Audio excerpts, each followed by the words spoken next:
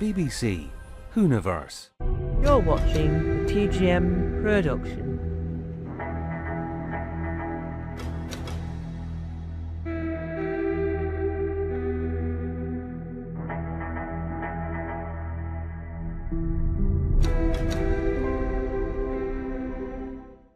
Hello, and welcome, Shmai, to this brand new film.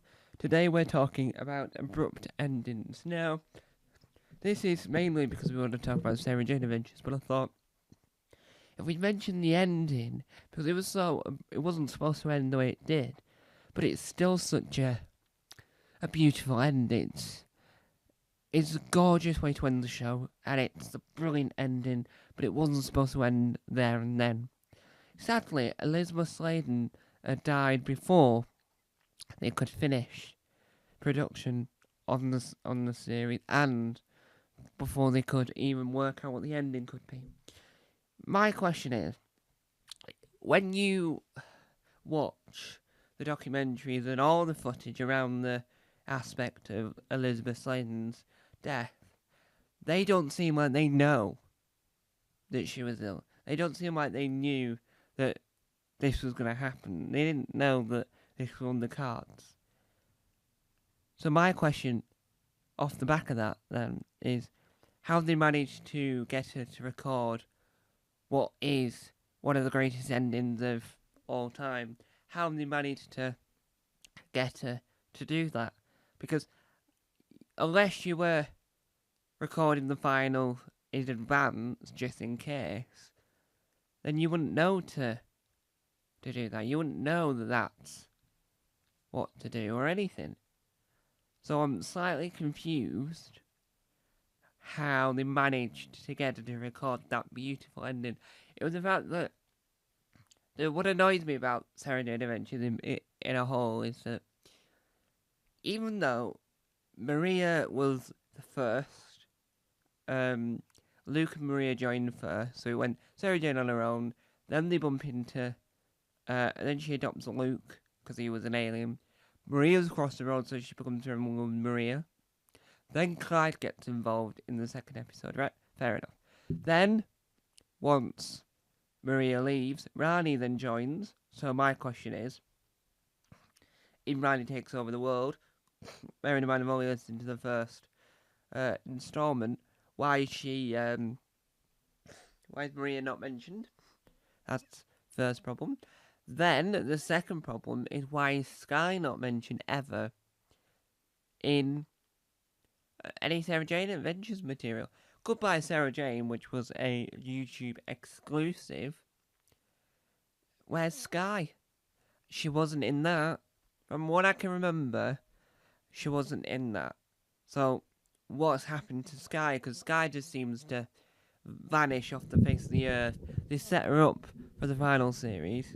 Sadly, they can't go through with it, and it's not the writer's fault. It was a unforeseen circumstance. But why is Sky never mentioned again? And then, what makes it worse is Big Finish create a spin-off called Sky, not about Sarah Jane Adventures' character, but of something else completely different. And it's like, no, you can't do that, Big Finish. You can only use the word Sky if you're on about Luke's sister-in-law, like stepsister, if you will, Sky. Yes, Sky was a cracking character, but we need more development elsewhere. So if someone can get on with that, then that'd be great. That'd be something to pitch to the thing. The Sky Adventures, all about the character Sky from the Sarah Jane Adventures, and try and coax back the actor, because that would make sense. Because the character grows up quickly. You can have the actor now, because that's the whole point of the character. She was a baby for, 20 seconds. Then she grew into a young girl. Then so it's sort of in the aspect of Sky's an excellent character, but she's nowhere to be seen, and that needs to be resurrected. Thank you very much. But more to be point about Abrupt Endings, I think that Sarah Jane in itself, I don't know about Elizabeth Sladen generally, But I think what Elizabeth Sladen really did well in Sarah Jane Adventures, more than she did in Doctor Who, because it wasn't her domain to do that in Doctor Who. Neither was it her domain to do it in K9 and Company, but it's the speeches at the end, where it's the voiceover sections. They were always, there was a few I think, gorgeous. They were beautifully written, beautifully spoken, and beautifully narrated on screen. And it's like, yes, I know that it's a sad ending. Yes, I can probably tell you that it shouldn't have ended like that, because sadly, Sarah Jane Elizabeth Sladen passed away. What's really interesting about Elizabeth Sladen's passing is that Doctor Who bringing her back and having her own spin-off meant that they could utilise that character and a whole new generation can fall in love with Sarah Jane. And what's happened off the back of that was that news round at the time covered the story, and it was outpour of love for Elizabeth Sladen and sadness. Not just for Doctor Who fans, not just for fans of her other work in the adult world of TV, but children's TV and Sarah Jane. It shows what impact not only does the show make, but she made as well. And having that abrupt end just didn't sort of seem abrupt, if you will. If I was writing a series final, I would write it like that, like a really end final scene. I know my format of my show's been this entire time. I'm not ready for it to end. That would be the best way to end it, right? Even though there's more stories she could have told for Sky and more things could have happened. But I just love it. I think Goodbye Sarah Jane is good.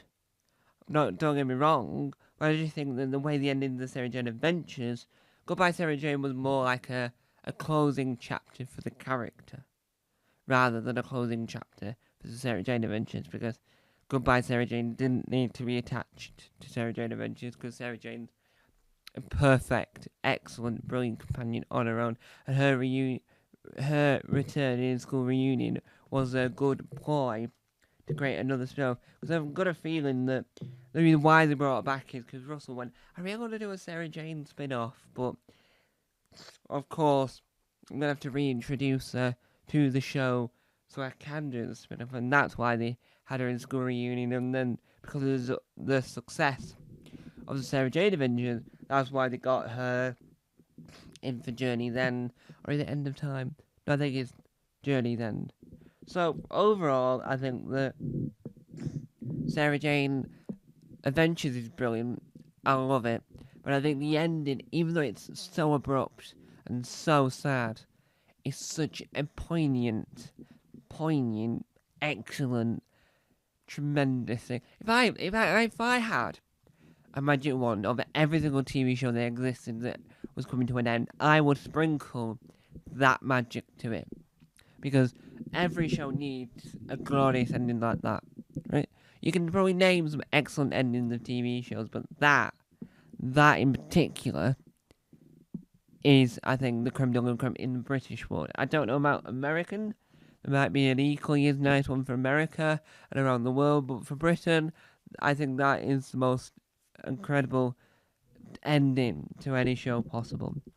So, there we have it. The reason why I wanted to talk about the abrupt ending is because it was dramatically abrupt, but it wasn't just like, and so then went up, bye bye.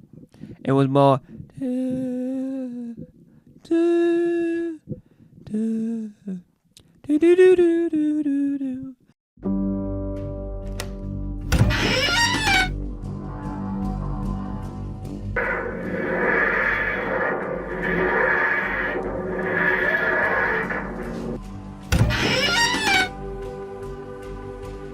Don't forget to subscribe to the official Tom Mason YouTube channel.